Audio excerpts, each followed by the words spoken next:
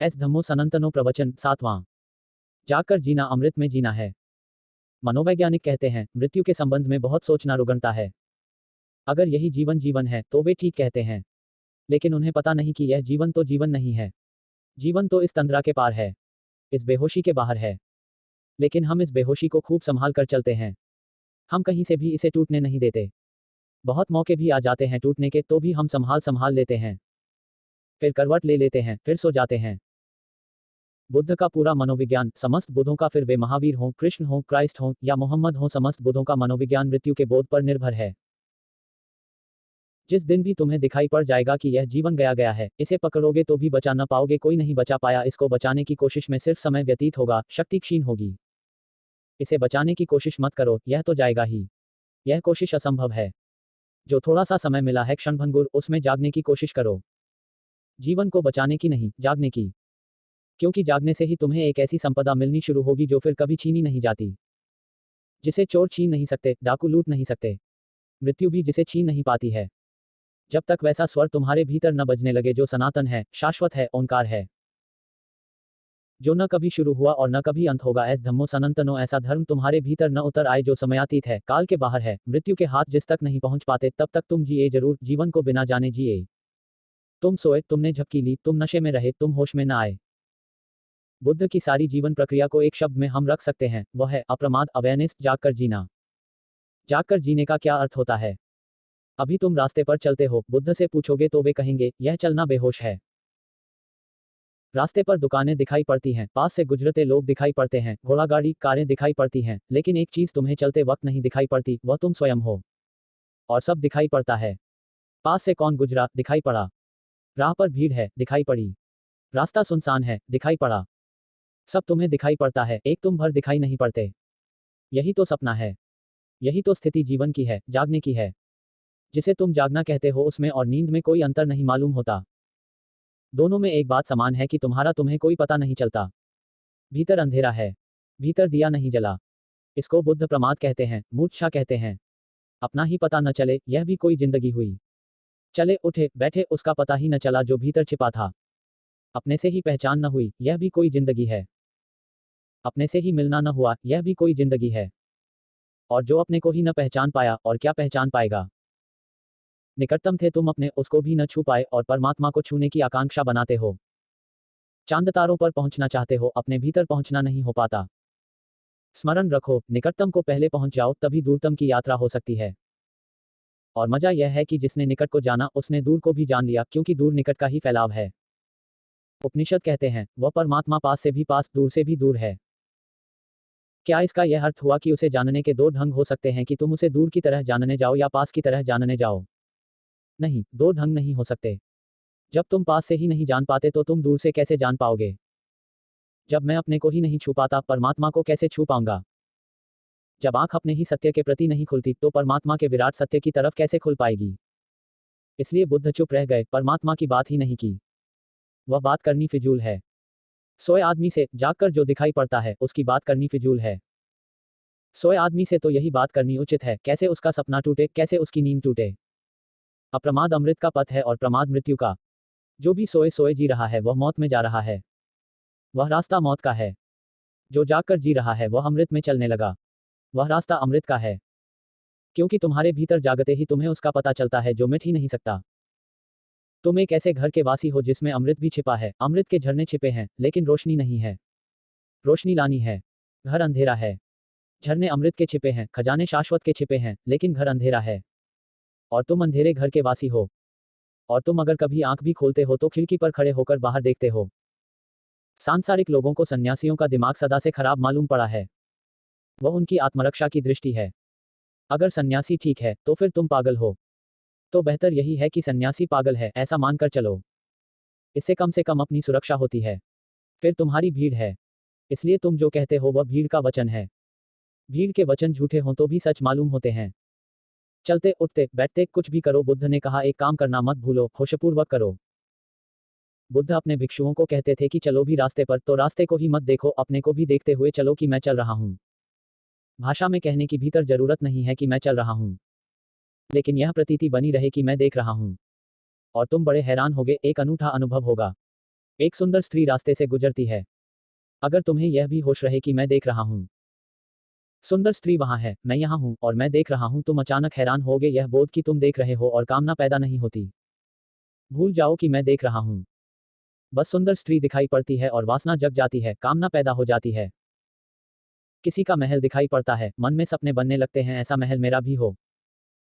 लेकिन जरा सा जागो, महल भी दिखाई पड़े कोई हर्जा नहीं है, लेकिन देखने वाला भी दिखाई पड़े। वह देखने वाले को देख लेने की कला का नाम है अप्रमाद। शुरू शुरू में बार बार तुम पकड़ोगे और खो जाएगा। क्षण भर को लगेगा कि अपना बोध है, फिर खो जाएगा। पुरानी आदत है खोने की। लेकिन अगर सातत्य बना रहा तो जैसे बूंद बूंद गिरकर बड़े चट्टान को भी तोड़ देती है, वैसे ही बूंद बूंद अप्रमाद की, होश की, धीरे धीरे तुम्हारे जन्मों जन्मों के अंधकार की परत को तोड़ देगी।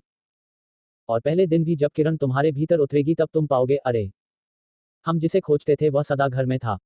हम बाहर व्यर्थ ही खोजने गए थे। हमने उसे खोया ही न था। बाहर देखा, उसी में भूल गए थे। परमात्मा खोया नहीं, सिर्फ भूल गया है, विस्मरण है। सिर्फ विस्मरण है। इसे हिम्मत रखो, क्योंकि स्मरण आना कठिन नहीं है। अगर खो ही गया होता तो खोजना मुश्किल था। कहाँ खोजते? इतना विराट है जगत, कहाँ खोजते? असीम है, कहीं से रास्ता न मिल सकता था। परमात्मा मिल जाता है क्योंकि खोया नहीं है, केवल विस्मृत हुआ है। जैसे खीसे में ही रखे थे हीरे जवाहरात और भूल गए। जब भी खीसे में हाथ डालोगे पाओगे वही है। अप्रमाद का अर्थ है खीसे में हाथ डालना, चेतना में भीतर हाथ डालना, भीतर जगाने की चेष्टा अपने आप को। नींद में और मृत्यु में बड़ा सामंजस्य है, समानता है, एकस्वरता है। नींद छोटी मृत्यु है। रोज रात तुम मर जाते हो, सुबह फिर उठते हो। दिन भर में जीवन थक जाता है, रात मर जाते हो। रात तुम वही नहीं रहते जो तुम दिन भर थे। बिल्कुल भूल ही जाता है कि दिन में तुम क्या थे, कौन थे। रात जब तुम सोते हो कभी तुमने यह ख्याल किया, विचार किया, दिन में जो तुम्हारी पत्नी थी रात पत्नी नहीं रह जाती, याद ही नहीं रहती। दिन में जो तुम्हारा बेटा था रात बेटा नहीं रह जाता। दिन में जो तुम्हारा घर था रात तुम्हारा घर नहीं रह जाता। दिन में हो सकता है तुम भिखारी हो, रात सपने में सम्राट हो जाते हो। दिन हो सकता है सम्राट थे, रात भिखारी हो जाते हो। और दिन की जरा भी याद नहीं आती नींद में। तो यह कहना ठीक नहीं है कि तुम नींद में वही होते हो जो तुम जागने में थे। मर ही जाते हो, जागरण का रूप तो खो ही जाता है। वह जो ढांचा था, तुम्हारा व्यक्तित्व था, बिल्कुल विसर्जित हो जाता है। दिन में फिर तुम जागते हो, फिर तुम दूसरे व्यक्ति हो गए। फिर दुकान बाजार, धन दौलत, हिसाब किताब, फिर वापस लौट आया। समाधि का स्वभाव भी नींद जैसा है। पतंजलि ने कहा है कि समाधि और सुषुप्ति एक जैसी है। इसीलिए तो जब सन्यासी मरता है तो उसकी कब्र को हम समाधि कहते हैं। हर किसी की कब्र को समाधि नहीं कहते। समाधि हम तभी कहते हैं जब सन्यासी की कब्र बनाते हैं। क्यों? समाधि मृत्यु जैसी है। समाधि भी नींद जैसी है, सिर्फ एक फर्क है, छोटा लेकिन बहुत बड़ा, समाधि जागती हुई नींद है। नींद में तो मुश्किल होगा संभालना अभी। पहले तो जिसे तुम जागना कहते हो उसमें संभालो। जागने में संभल जाए तो संभव है कभी नींद में भी संभल जाए। अभी तो जागने में भी सोए हुए हो। अभी तो नींद में जागने की बात ही फिजूल है। अभी तो जागना भी नींद जैसा है। अभी तो नींद को जागने जैसा बनाना बड़ा मुश्किल है। पहले जागने को ही वास्तविक जागना बनाओ। जिसे तुम अभी जागना कहते हो वह सिर्फ आंख का खुलना है, भीतर तो नींद बनी ही रहती है। वह कहीं जाती नहीं। और तुम जरा आंख बंद करके कुर्सी पर आराम से बैठ जाओ, तुम पाओगे सपनों का सिलसिला शुरू। आंख खुली थी, बाहर के चित्रों में उलझ गए तो भीतर के सपने दिखाई नहीं पड़ते। आंख बंद करो, दिवास्वप्न शुरू हो जाते हैं। सपनों का तारतम्य लगा है, सिलसिला लगा है। तुम्हारा जागरण नामात्र को जागरण है। बुधों का जागरण ही जागरण है। क्योंकि जो जागरण नींद में भी न टिके वह जागरण क्या? कहते हैं मित्र वही है जो संकट में काम जाए, जागरण वही है जो नींद में काम आए। वह उसकी कसौटी है। नींद जिसको मिटा दे उसको जागरण कहना ही मत। वह नामात्र का जागरण था। जब तुम छोटे थे, बच्चे थे, तब तुम मानते थे मैं बच्चा हूं। शरीर बच्चा था। तुम तो बच्चे कभी भी नहीं थे, तुम तो सनातन पुरुष हो। छोटे बच्चे में भी सनातन चैतन्य है। वह उतना ही प्राचीन है जितने बुद्ध और कृष्ण। वह तभी से है। अगर कभी संसार शुरू हुआ हो तो तभी से है। और अगर कभी संसार शुरू न हुआ हो तो वह तभी से है। फिर तुम जवान हो गए। तुम मानते हो तुम जवान हो। शरीर के साथ तुम अपने को मानते चले जाते हो। फिर तुम बूढ़े हो गए, हाथ पैर कंपने लगे, लकड़ी टेक कर चलने लगे, तुम मानते हो मैं बूढ़ा हो गया। शरीर ही हो रहा है। यह तो ऐसे ही है जैसे नया कपड़ा पहन तुमने समझा कि मैं नया। और फिर कपड़ा पुराना होने लगा, जराजीर्ण होने लगा, और तुमने समझा कि मैं पुराना और जराजीर्ण हो गया। छोटी छोटी बात में छिपा है। भूख लगती है, तुम कहते हो मुझे भूख लगी। ज्ञानी कहेगा शरीर को भूख लगी। तुम्हें क्या भूख लगेगी? तुम्हें कैसे भूख लगेगी? शरीर की जरूरत है। शरीर के लिए रोज नया पदार्थ चाहिए ताकि शरीर अपने को सक्रिय रख सके, शक्तिवान रख सके। भूख लगती शरीर को, तुम्हें नहीं। प्यास लगती है शरीर को, तुम्हें नहीं। और जब तुम भोजन करते हो तब तुम्हारी आत्मा में थोड़े ही जाता है। जब तुम पानी पीते हो तब तुम्हारी आत्मा में थोड़े ही जाता है। शरीर से ही गुजरता है, शरीर से ही निकल जाता है। सिर में दर्द होता है तो तुम मान लेते हो कि मुझे दर्द हो रहा है। तुम दर्द से अलग हो। बुद्ध अपने भिक्षुओं को एक सूत्र दिए थे कि जब तुम्हें पीड़ा हो, दर्द हो, चोट लगे तो ऐसा मत मान लेना कि मुझे दर्द हो रहा है या मुझे पीड़ा लगी है। उसी मान्यता से उपद्रव है। तुम आंख बंद कर लेना, अगर हाथ में चोट लगी या सिर में दर्द है तो सारी चेतना को वहीं इकट्ठी कर लेना। जैसे सारी चेतना की ज्योति किरणें इकट्ठी हो गई और वहीं एक ही जगह फोकस हो गया। वहीं केंद्रित कर लेना। सिर दर्द हो रहा है तो वहीं केंद्रित कर लेना और पूरी तरह गौर से सिर दर्द को देखना। इसी देखने में तुम अलग हो जाओगे, देखने वाला और जो दिखाई पड़ रहा है वह अलग हो जाएगा। और जब तुम्हारा दर्द पूरी तरह दिखाई पड़ने लगे तब सिर्फ 3 दफे कहना, दर्द दर्द दर्द। भीतर ही कहना, पर बड़े सजगता से कहना, दर्द को देखते हुए कहना, दर्द। यह मत कहना कि मुझे दर्द हो रहा है, वही तो सम्मोहन है जिसमें आदमी उलझ जाता है। तुम सिर्फ इतना कहना, यह रहा दर्द, यह रहा दर्द, यह रहा दर्द। 3 बार दर्द दर्द कहना और समझना कि दर्द वहां है। और बुद्ध कहते हैं कि दर्द विलीन हो जाएगा। इसे तुम प्रयोग करके देखना। प्यास लगे तो ध्यान रखना तुम्हें नहीं लगी है, शरीर को लगी है।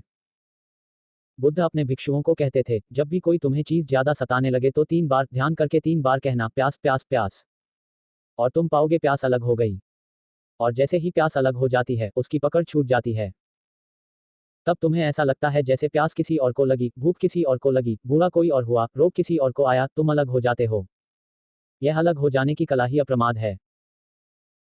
और जो जीवन के रोज रोज छोटे छोटे कामों में अलग होता गया, बूंद बूंद चोट पड़ी चट्टान पर अंधेरे की, बूंद बूंद चोट पड़ी चट्टान पर अज्ञान की, बूंद बूंद चोट पड़ी चट्टान पर तादात्म्य की, और जो रोज रोज प्यास लगी तब भी उसने ध्यान से अपने को अलग किया। पानी दिया, तृप्ति हुई, तो भी अपने को अलग रखा। कहा कि शरीर को प्यास थी, शरीर को तृप्ति हुई। शरीर को भूख थी, शरीर की भूख मिटी। शरीर को रोग था, शरीर का रोग गया। और हर घड़ी अपने को अलग रखा, अलग रखा, अलग रखा। अपने को बचाया और दूर रखा, अपने को संभाला। होश को खोने न दिया, शरीर के साथ जुड़ने न दिया। तो अंतिम घटना जो घटेगी वह यह, जब मौत आएगी तब यह जीवन भर का अनुभव तुम्हारे साथ होगा। तुम मौत को भी देख पाओगे कि मौत आती है, शरीर को, मुझे नहीं। लेकिन इसे आज से साधोगे तो ही मौत में सध पाएगा। ऐसा मत सोचना कि मरते वक्त ही साध लेंगे। जब प्यास में न सधेगा तो मौत में कैसे सधेगा? जब सिर दर्द में न सधेगा तो मौत में कैसे सधेगा? भूख में कोई मर नहीं जाता है एक दिन में। अगर आदमी भूखा रहे 3 महीने तब मरेगा। जब एक दिन की भूख में न सधा और तुम खो गए और एक हो गए शरीर के साथ, तो मृत्यु में कैसे सधेगा? मृत्यु में तो चेतना शरीर से पूरी तरह अलग होगी और तुम्हारा ध्यान शरीर पर रहेगा। क्योंकि जिंदगी भर उसी का अभ्यास किया, उसी का सम्मोहन किया। तो तुम भूल ही जाओगे कि तुम नहीं मर रहे हो, तुम समझोगे कि मैं मर रहा हूं। कोई कभी मरा नहीं। कोई कभी मर नहीं सकता। इस संसार में जो है वह सदा से है, सदा रहेगा। रूपांतरण होते हैं, घर बदलते हैं, देह बदलती है, वस्त्र बदलते हैं, मृत्यु होती ही नहीं। मृत्यु असंभव है। कोई मरेगा कैसे? जो है वह नहीं कैसे हो जाएगा? जो है वह रहेगा। रहेगा, सदा सदा रहेगा। लेकिन फिर भी लोग रोज मरते हैं, रोज तड़फते हैं। बुद्ध जब कहते हैं अप्रमादी नहीं मरते, तो तुम यह मत समझना कि वे मरते नहीं और उनको मरघट नहीं ले जाना पड़ता। वह तो बुद्ध को भी ले जाना पड़ा। नहीं मरते क्योंकि वे जानते हैं वे अलग हैं। तुम्हारे लिए तो वे भी मरते हैं, स्वयं के लिए वे नहीं मरते। क्योंकि मृत्यु की घड़ी में भी वे अपने भीतर के दिए को देखते चले जाते हैं। बुद्ध ने तो कहा है कि शास्त्र का भी सहारा न लेना, सिर्फ श्वास का सहारा लेना। क्योंकि शास्त्र भी जरा दूर है। श्वास भीतर जाए, देखना। श्वास बाहर जाए, देखना। श्वास की जो परिक्रमा चल रही है, श्वास की जो माला चल रही है, उसे देखना। इसको बुद्ध ने अनापानसति योग कहा। श्वास का भीतर आना, बाहर जाना, इसे तुम देखते रहना। श्वास भीतर जाए तो तुम देखते हुए भीतर जाना। श्वास नासापुटों को छुए तो तुम वहां मौजूद रहना, गैर मौजूदगी में न छुए। तुम होशपूर्वक देखना कि श्वास ने नासापुटों को छुआ। ऐसा भीतर कहने की जरूरत नहीं है, ऐसा साक्षात्कार करना। फिर श्वास भीतर चली, श्वास के रथ की यात्रा शुरू हुई, वह तुम्हारे फेफड़ों में गई और गहरी गई, उसने तुम्हारे नाभिस्थल को ऊपर उठाया, देखते जाना। उसके साथ ही साथ जाना। छाया की तरह उसका पीछा करना। फिर श्वास एक क्षण को रुकी, तुम भी रुक जाना। फिर श्वास वापस लौटने लगी, तुम भी लौट आना। श्वास बाहर चली गई। फिर श्वास भीतर आए। इस श्वास की परिक्रमा का तुम पीछा करना होशपूर्वक। तो बुद्ध ने कहा, यह सबसे सुगम सहारा है। पढ़ा लिखा हो, गैर पढ़ा लिखा हो, पंडित हो, गैर पंडित हो, सभी साथ लेंगे। श्वास तो सभी को मिली है। यह प्रकृतिदत्त माला है, जो सभी को जन्म के साथ मिली है। और श्वास की एक और खूबी है कि श्वास तुम्हारी आत्मा और शरीर का सेतु है। उससे ही शरीर और आत्मा जुड़े हैं। अगर तुम श्वास के प्रति जाग जाओ तो तुम पाओगे शरीर बहुत पीछे छूट गया, बहुत दूर रह गया। श्वास में जागकर तुम देखोगे तुम अलग हो, शरीर अलग है। श्वास ने ही जोड़ा है, श्वास ही तोड़ेगी। तो मृत्यु के वक्त जब श्वास छूटेगी, अगर तुमने कभी श्वास के प्रति जागकर न देखा हो तो तुम समझोगे गए, मरे। वह केवल भ्रांति है, आत्मसम्मोहन है। वह लंबा सुझाव है, जो तुमने सदा अपने को दिया था और मान लिया है। वह एक भ्रांति है। लेकिन अगर तुम जागे रहे और तुमने श्वास का जाना भी देखा, तुमने देखा कि श्वास बाहर चली गई और भीतर नहीं आई, और तुम देखते रहे श्वास बाहर चली गई, लौटी नहीं, और तुम देखते रहे, तब तुम कैसे मरोगे? वह जो देखता रहा श्वास का जाना भी, वह तो अभी भी है। वह तो सदा ही है। अप्रमादी नहीं मरते, और प्रमादी तो मरे हुए ही हैं। उनको जिंदा कहना ठीक नहीं। प्रमादी को क्या जिंदा कहना?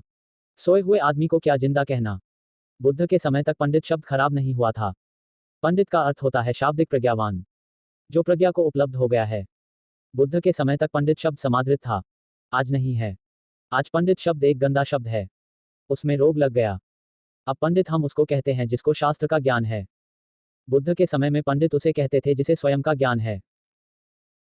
वे ध्यान का सतत अभ्यास करने वाले और सदा दृढ़ पराक्रम करने वाले धीर पुरुष अनुत्तर योगक्षेम रूप निर्वाण को प्राप्त होते हैं। जो उत्थानशील, स्मृतिवान, शुचि कर्म वाला तथा विचार कर काम करने वाला है, उस संयत धर्मानुसार जीविका वाला एवं अप्रमादी पुरुष का यश बढ़ता है। दो तरह के यश हैं।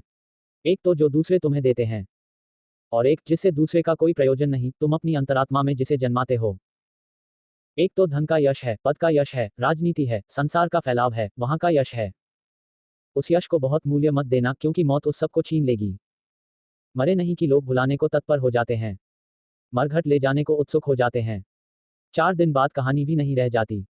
कौन याद करता है? किसको पड़ी है? पानी पर खींची गई लकीर है यह जीवन। खींच भी नहीं पाती और मिट जाती है। एक और भी यश है। वह यश किसी दूसरे से नहीं मिलता। वह आत्म प्रतिष्ठा से मिलता है। वह स्वयं में केंद्रित होने से मिलता है। वह स्वयं के ज्ञान से मिलता है। वह ध्यान का यश है। मेधावी पुरुष को उत्थान, अप्रमाद, संयम और दम के द्वारा ऐसा द्वीप बना लेना चाहिए जिसे बाढ़ न डुबा सके। बाढ़ यानी मौत। तुमने जो यश बनाया है वह डूब जाएगा सब। वह कागज की नाव है। बुद्ध कहते हैं, मेधावी पुरुष को उत्थान।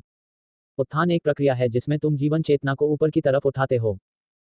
साधारणतः आदमी की चेतना नीचे की तरफ बहती है, कामवासना की तरफ बहती है। कामवासना का केंद्र सबसे नीचा केंद्र है आदमी के जीवन में। वहां से चेतना नीचे की तरफ जाती है। उत्थान एक प्रक्रिया है बुद्ध योग की, जिसमें तुम चेतना को ऊपर की तरफ उठाते हो। जब भी तुम पाते हो चेतना नीचे की तरफ जा रही है, तब तुम उसे ऊपर खींचते हो। तुम उसे सहस्रार की तरफ ले जाते हो। तुम आंख बंद कर लेते हो और सिर के ऊपरी भाग में तुम सारी जीवन ऊर्जा को खींचते हो। इसका तुम प्रयोग करके देखना। शीर्षासन इसीलिए शुरू हुआ कि उससे सहारा मिल जाता है। क्योंकि अगर तुम सिर के बल खड़े हो जाओ तो ऊर्जा आसानी से सिर की तरफ बहनी शुरू हो जाती है। ऊर्जा वैसे ही है जैसे जल नीचे की तरफ बहता है। शीर्षासन का भी यही अर्थ है कि जीवन ऊर्जा को तुम मस्तिष्क की तरफ लाओ। काम केंद्र सबसे निम्न है और सहस्रार सबसे ऊपर। और जो व्यक्ति सहस्रार में जीवन को ले आता है, जो वहां से जीने लगता है, उसकी फिर कोई मृत्यु नहीं। साधारणतया लोगों का जब प्राण निकलता है तो काम केंद्र से निकलता है, जन्नेंद्रिय से निकलता है। सिर्फ योगियों का, समाधिस्थ पुरुषों का प्राण सहस्रार से निकलता है। तुम जहां हो वहीं से तो निकलोगे। तुम्हारा मन जहां जहां घूमता था, जहां जहां भटकता था, वहीं से तो मरेगा। और जो काम केंद्र से मरता है वह फिर जन्म ले लेता है, क्योंकि कामवासना और जन्म की आकांक्षा है। जो सहस्रार से विदा होता है फिर उसका कोई जन्म नहीं। सहस्रार से तुम परमात्मा में लीन होते हो और काम केंद्र से तुम प्रकृति में लीन होते हो। काम केंद्र प्रकृति जोड़ता है, सहस्रार परमात्मा से। जब कोई व्यक्ति अपनी जीवन चेतना को शरीर से निरंतर अलग करता रहता है, तो धीरे धीरे उसके मस्तिष्क में मेघ समाधि का जन्म होता है। उसकी सारी चेतना एक मेघ की भांति उसके मस्तिष्क में समाहित हो जाती है। सारा शरीर नीचे पड़ा रह जाता है। वह आकाश में घूमते एक सफेद बादल की तरह हो जाता है। और जब प्राण वहां से निकलते हैं तो मृत्यु तुम्हें छू भी नहीं पाती। वहां से अमृत का द्वार है। लेकिन तुम उस द्वार पर खड़े हो जहां सिर्फ आशाओं के आश्वासन हैं। न कोई कभी आया वहां उस द्वार पर, न कोई कभी आएगा, लेकिन क्या करें गर न इंतजार करें। आदमी कहता है, क्या करें? क्योंकि तुम्हें एक ही द्वार का पता है, वही तुम होना जानते हो। उत्थान करो चेतना का, जागो, खींचो अपने को ऊपर की तरफ। दृढ़ता, पराक्रम का, संयम का एक द्वीप बनाओ। दुर्बुद्धि लोग प्रमाद में लगते हैं और बुद्धिमान पुरुष श्रेष्ठ धन की तरह अप्रमाद की रक्षा करते हैं। लेकिन यह तभी संभव है जब तुम जिंदगी की असलियत को पहचान लो। इस जिंदगी की असलियत को पहचानते ही तुम्हारे कदम दूसरी जिंदगी की तरफ उठने शुरू हो जाते हैं। दुर्बुद्धि, मूल लोग प्रमाद में लगते हैं। इससे बड़ी मूर्खता और क्या हो सकती है कि जिस द्वार पर कभी कोई नहीं आया, वहीं तुम प्रतीक्षा किए बैठे हो। कब तक बैठे रहोगे? कितने जन्मों से तुम बैठे रहे हो इसी कामवासना के द्वार पर? कब तक बैठे रहोगे? बहुत देर हो गई। ऐसे ही बहुत देर हो गई। अब जाग जाना चाहिए। कितनी बार मर चुके हो फिर भी ख्याल न आया कि जिस वृक्ष में हर बार मृत्यु का फल लगता है वह वृक्ष बीज से ही गलत है। जो जागे, जिन्होंने जरा गौर से जिंदगी को देखा, उन्होंने क्या पाया? उन्होंने कुछ और ही बात पाई। जिन्होंने भी पूछा, जिन्होंने भी जरा होश संभाला, जरा जिंदगी को गौर से देखा, हाथ से गिर के जाम टूट गया। बेहोशी में ही जिंदगी का जाम संभला है। होश आते ही टूट जाता है, टुकड़े टुकड़े हो जाता है। पर हो ही जाए तो अच्छा। तुम जिसे जिंदगी कहते हो वह टूट ही जाए तो अच्छा। क्योंकि तुम और किसी तरह जागोगे नहीं। तुम्हारा सपना किसी तरह बिखर ही जाए तो अच्छा। जागो। थोड़े से भी जागोगे, एक किरण काफी है अंधेरे को मिटाने को। मिट्टी का छोटा सा दिया काफी है, कोई सूरज थोड़े ही चाहिए। लेकिन जिस घर में पहली किरण आ गई, उस घर में सूरज का आगमन शुरू हो गया। जो थोड़ा बहुत समय बचा हो उसे अब आरजू और इंतजार में मत लगाओ। अब उसे भीतर के होश को जगाने में, भीतर की चेतना को उठाने में, भीतर के परमात्मा को पुकारने में लगाओ। और पुकारते ही वह उपलब्ध हो जाता है, क्योंकि केवल विस्मृति हुई है, उसे कभी खोया तो नहीं। आज इतना ही। अज्ञानी अरुण।